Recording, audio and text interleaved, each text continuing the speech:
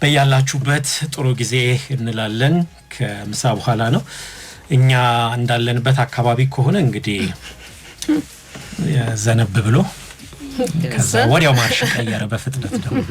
ዝናቡም ሲመጣ ድንገት ነበር ሲያባራም ደግሞ እንደዚሁ ድንገት ነው በሌሎች አካባቢዎች ደግሞ እንግዲህ ምናልባት የተለየ ያለውን ነገር ይነግሩናል አድማጮቻችንም እንዴ ነው አጀማመሩ ምን ይመስላል ጥሩ ነው ምንድነው ቡና ቀጣሽ የቡና ችግር እንኳን ሌላ ቦታ የነበረው ሰማንታራ አንቺ ጋር ሰላም ነው እሺ ዛሬ እንግዲህ አርባችን በተለያዩ ጉዳዮች እንቆያለን እንደተለመደው ከቴድ ቶክ መድረክ ላይ የተመረጡና ከኛ ጋር ይሄዳሉ ብለን የምናስባቸውን እዛ ላይ ቀርቡ ንግግሮችን የሚቀርብበት ዝግጅታችን እንደተጠበቀ ነው ስለዚህ እሱን እናነሳለን በቅድሚያ እንዳውም ተናጋሪያችን ማን ናቸው በምን ጉዳይ ላይ ነው የሚያወሩን የሚለውን ጠቆም አድርገን አድማጮቻችን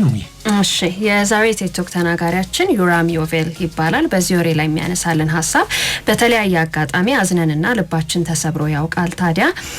ምን ይሆን የተሰበረ ልባችን የሚጠግንልን ምን ይሆን ካዘናችን የሚያወጣን ምናልባትም ከኛ የሚጠበቀው አብረነው መኖርን መለማመድ ቢሆንስ ይላል የተሰበረ ልብ ያማል ታዲያ ለመዳን ምን እናድርግ እንግዲህ በተለይ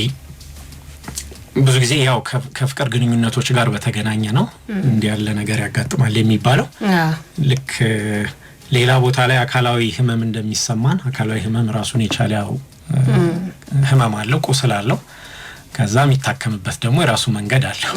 የልብ ስብራትን ደግሞ ማን ነው የሚያከመው ነው እንዴት ነው የሚታከመው ነው ዘፈን ነው የሚመስለው ሐሳብ ሸት በዚህ ዙሪያ እንኳን በጣም ብዙ የተዘፈነ ይኖራል ሐሳቡን ያዙልኝ ይል ነበር ምን ፈልግ ራሱ በጣም ብዙ ዘፈን ይኖራልና በብዙ ቋንቋ ቲንክ ብዙ ከተዘመላቸው ጉዳዮች ማከለ አንዱ ራሱ ያው ፍቅር በአጠቃላይ ትልቁን ቦታ የሚይዝ ይመስለኛል ከዛ ውስጥ ደግሞ በካታጎሪ ደግሞ ከከፈል ነው ይሄ ፍቅር የሚሰጠው የደስታ የሚባለው ስሜት አለ አይደል ከደስታው ስሜት የበለጠ ሀዘኑ ናፍቆቱ መለያየቱ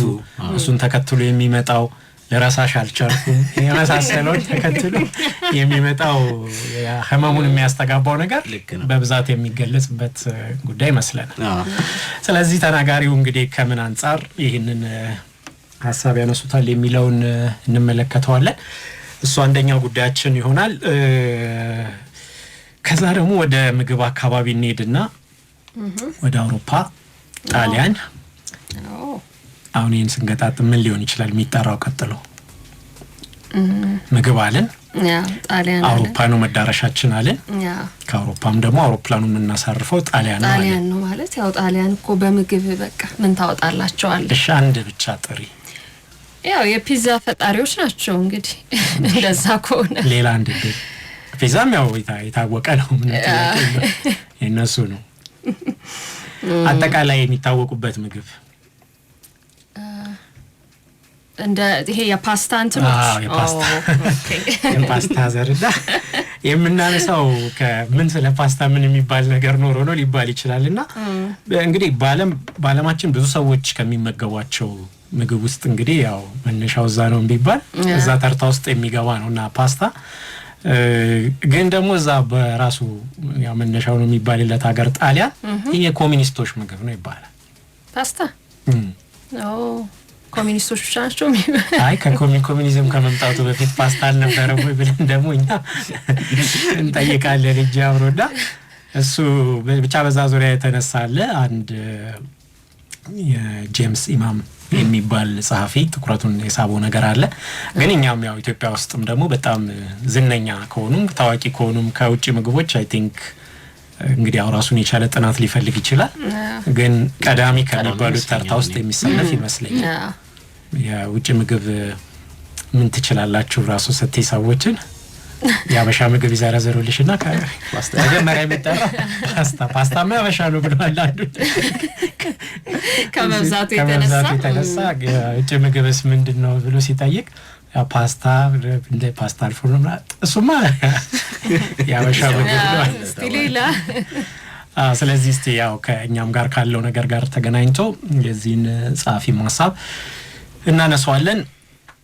ጠቢባኑ ምን ይላሉ ብለን ደግሞ ዛሬ የአይንን ጤንነት ከመጠበቅ አንፃር ብዙ ሰዎች የፀሐይ መነጽር ይጠቀማሉ ባለማችን በሐኪም ትዕዛዝ ደግሞ የአይን እይታን ለማሻሻል ተብሎ ታዞላቸው ሰዎች ይሄ በተለምዶ ነጩ ምንለው መነጽር ደግሞ ብዙ ሰዎች ይጠቀማሉ አሁን አንዳንዴ ይሄንን መነጽር የታዘዘላቸው ሰዎች ደግሞ በጣም የጋለው ፀሐይ ላይ ወደ ውጭ ደግሞ ሲወጡ ያደረጉት መነጽር በርግጥ አንዳንዱ ራሱ የፀሐዩን ሁኔታ ጠብቆ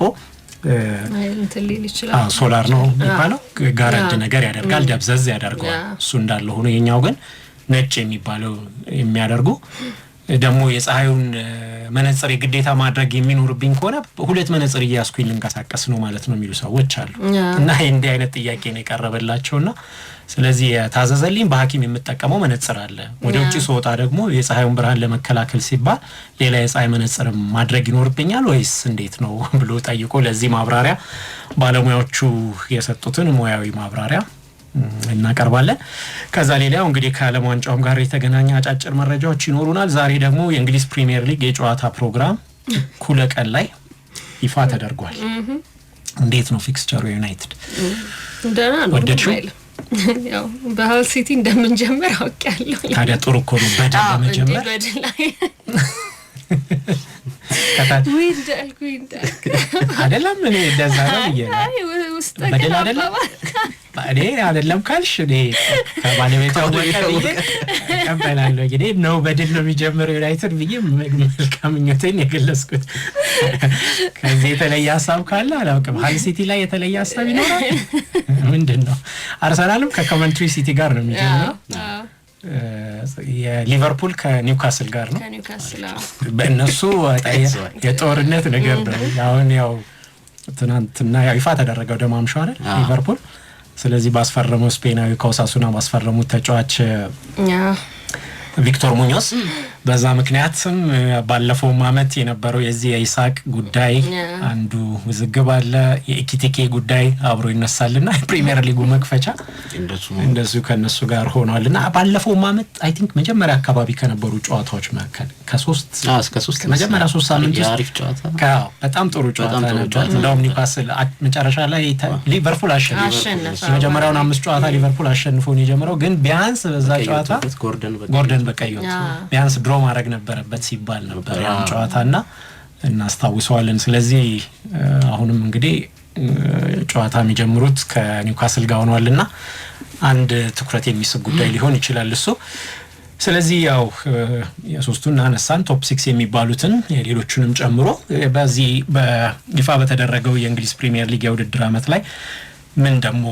ከወጡ ፕሮግራሞች ጋር ምን ነገሮች አሉ የሚለውንም ለማየት እንሞክራለን ባሁኑ ትንሽ ገፋ አድርጎ ነው የሚጀምረው ጨዋታው ስለዚህ በእኛ 15 ላይ መሰለኝ ናሴ 15 ስለዚህ ያው በያለም ዋንጫ ስላለ ትንሽ ጊዜ እንስጥ ብለን ነው አሉ ግን አርሰናል እና ሲቲ ግን አንድ ሳምንት ቀድሞ ነው የሚጀምሩት የኮሚኒቲ ሺልድ ሁለቱ ስለሆነ የሚጫወቱት ስለዚህ ብዙም ያን ያህል አረፉ ለማለት የሚያስቸግር ይመስለኛል ስላሸነፉ ሁለት ወር አይቻልም ረፍት ከፈለክ ወደ ታች ጨርስ ፕሪሚየር ሊግ ማሸነፍ እሺ በጣም አሪፍ አድማጮቻችን እንግዲህ እናንተን ማሳብ አስተያየቶችን እንቀበላለን ወደ ፓስታው እንለፍ ጥሩ ፓስታው ይምጣ የተባለ ሳይከዘከዝ ባለፈው አመት አንድ ፖለቲከኛ ጣሊያን ውስጥ አንድ ማህበራዊ ሚዲያ ላይ ፎቶ ለቀው ነበርና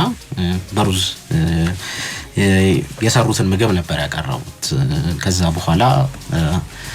ከስር ከፎቶው ስር በቃ እነዚህ ኮሙኒስቶችን የሚጣሉትን ምግብ ነው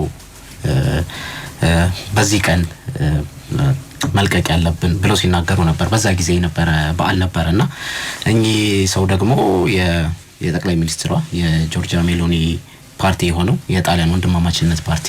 አባል ናቸውና በተለይ ይሄ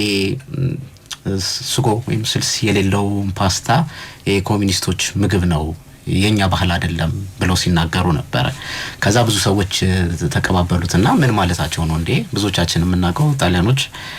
ፓስታ ዘሮችን በተለያየ አይነት መንገድ ሲሰሯቸው ነውና ሰዎችም ምግብ ሲባል እንግዲህ ቀድሞ ከሚመጡባቸው ነገሮች ውስጥ አንደኛው ጣሊያን ነው ሲባል ነበር። ከዛ ወደ ኋላ ስንመለስ ግን ታሪኩን እናገኘዋለን። ይሄ ነገር የተፈጠረው ከሁለተኛው የዓለም ጦርነት በፊት ቤኒቶ ሙሶሎኒ ጣሊያንን በሚገዛበት ጊዜ ነበርና በዛ ጊዜ በተለይ ደግሞ ስልጣን እንደያዘ ጣሊያን ራሷን በምግብ መቻል አለባት የሚለውን ሐሳብ በደንብ ያቀነቀነው ሲመጣ የስንዴ ምርታቸው ነበር ከውጪ ብዙ የሚያስገቡት የዛኔ አሁንም ድረስ በስንዴ ከውጪ ከማስገባት አልዳኑም። አሁንም ብዙ ነው የሚጠቀሙ አሁንም ያስገባሉና የዛን ጊዜ ለጦርነት የተዘጋጁ ስለነበረ የሁለተኛ ዓለም ጦርነት ስለነበረ ሌሎች ሀገራትም ላይ እንግዲህ ወረራን ሊያደርግ ስላሰበ ኢትዮጵያን ጨምሮ ሌሎች የዓለማችን ሀገራት ላይ ስለዚህ ቀድመን ራሳችንን በምግብ መቻል አለብን የሚለው ነገር እያሰበበት መጣ። አንድ ከዛ በኋላ ከስንዴ ይልቅ ለምንድን ነው ሩዝ ማናመርተው የሚል ሐሳብ መጣለትና በቀላሉ ማምረት እንችላለን በትንሽ መሬት ላይ ብዙ ምርት ማግኘት እንችላለንና በዚህ ምክንያት ሩዝ ብናመርት ጥሩ ነው የሚለው ሐሳብ መጣ። ከዛ በፕሮፓጋንዳ እየተሰራ ሲመጣ ሰዎች ፓስታ እንዳይበሉ ስንዴ እንዳይበሉ ይሄ ጀግንነትን የሚሰልብ ነገር ነው ያወፍራል እንዳይንቀሳቀሱ ያደርጋል የሚለው ሐሳብ በመገናኛ ብዙሃን እየተነገረ መጣና ሰዎች በቃ ፓስታ መብላት እንዲተው ነበር የዛኔ ሐሳባቸው። ከዛም በወረራ የያዟቸው አካባቢዎችም ላይ ስንዴ ምርቶችን ለማምረት ሐሳብ ነበራቸው ሲባል ይነገራል። አንድ ጋስትሮፋሺዝም ኤንድ ኢምፓየር የተባለ በ2024 የወጣ መጽሐፍ አለ። በተለይ ኢትዮጵያና ኤርትራ ላይ የጣሊያን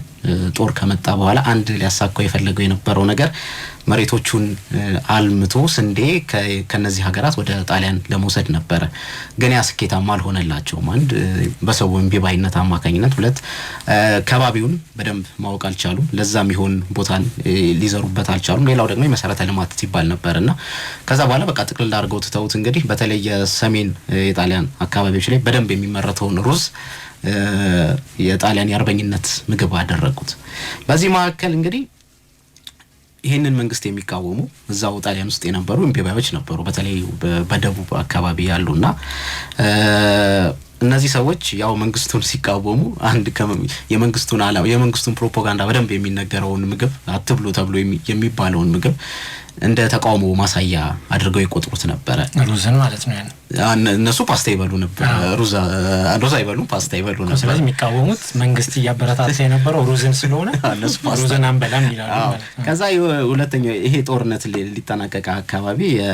የሴልቪ ወንድማማቾች የሚባሉ አሉ። ከነዛ ውስጥ ከአባታቸው ጀምሮ ቤተሰብ ውስጥ የሚያሉት ወጣቶች ታዳጊዎች ነበሩ በዛን ጊዜና በተለይ የኮሙኒዝምን ሐሳብ በጣም የሚያቀነቅኑ ነበሩ እነዚህ ወጣቶች። ከዛ አንድ ጊዜ ቤኒቶ ሙሶሎኒ እንደታሰረ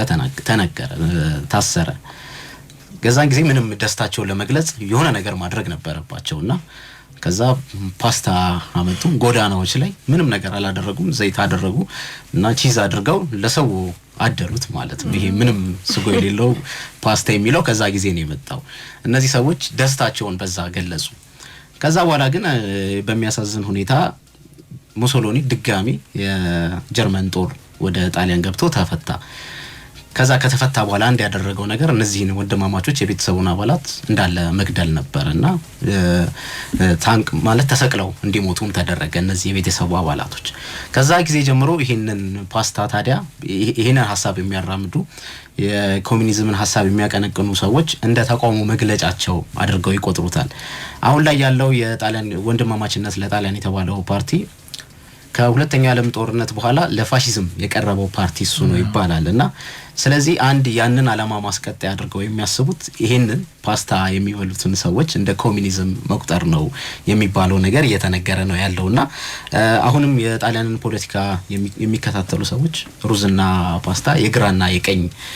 ክንፍ መለያ ሆኖ ይቀጥላል ብሎ ይናገራሉ። ገርማ ነው ፖለቲካ ሙስና በፓስታ አይገርምሽ? የፖለቲካ መለያም ጭምር ነው። ግን አብዛኛው ህዝብ የሚወደው ያው ዞሮ ዋና የሚባለው ምግብ ፓስታ የታወቀ በግዴታ ነው ይዛልኝ በግዴታ ነው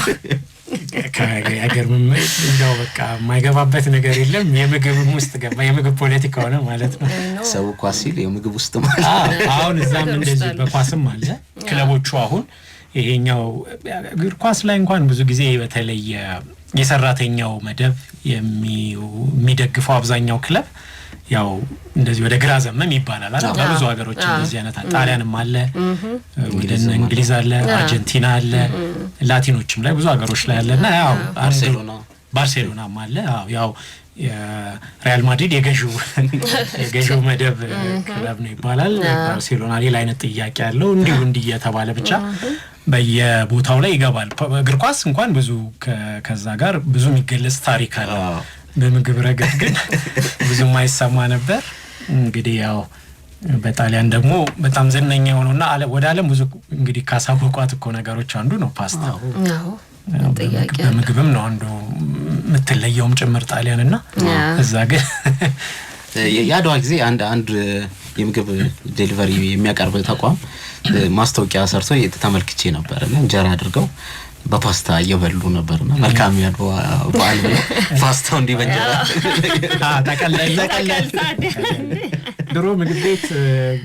እንጀራ በፓስታ ሲቀርብ የሚያዝናና ሜኑ የሚጽፈው አሉ አይደል ሰዎች በተደጋጋሚ ሲመጡ ጣሊያን ባበሻ ይባል ነበር መሰለኝ ብዙ ጊዜ ይባል ነበር አድንጀ ጣሊያን ምንድነው እንጀራ በፓስታ ስታጂ ያው ቶሎ አንድ ጣሊያን ባበሻ ይባል አስተናጋጆቹም እንደሱ ያዙ ነበር በኋላ ማሞ ሮቤርቶ ብለውታል አንድ ማሞ ሮቤርቶ